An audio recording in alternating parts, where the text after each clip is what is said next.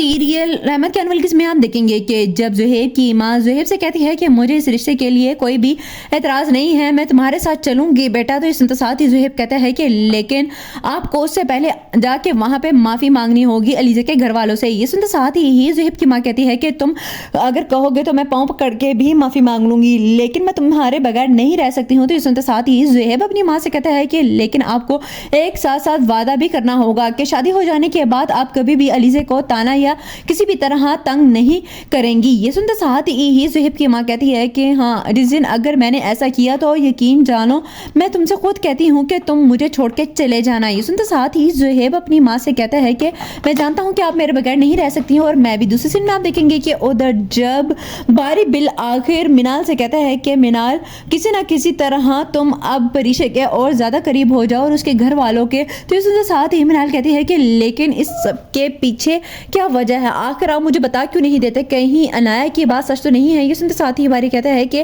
पहले तो सच नहीं थी, लेकिन आहिस्ता आहिस्ता परीक्षा मेरे दिल में इस तरह घर कर गई कि मुझे खुद भी नहीं पता चला।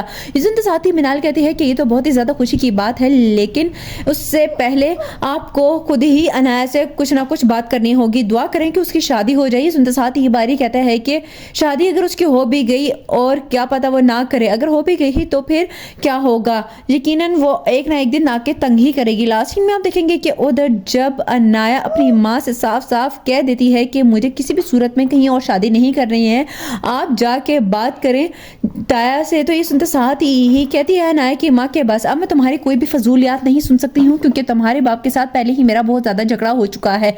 तुम जिस तरह जाके जो भी हरकतें करती आई हो उसके बाद गुंजाइश नहीं है। ये सुनते साथ ही अनाया अपनी माँ से कहती है कि ठीक है, अब आप मेरा मरा हुआ ही मुंह देखेंगी, और हो सकता है इसी वजह से ही और इस बात को लेके बारी मुझसे शादी के लिए तैयार हो जाए। ये सुनते साथ ही कहती है अनाया की माँ कि ऐसा हरगिज़ नहीं होगा।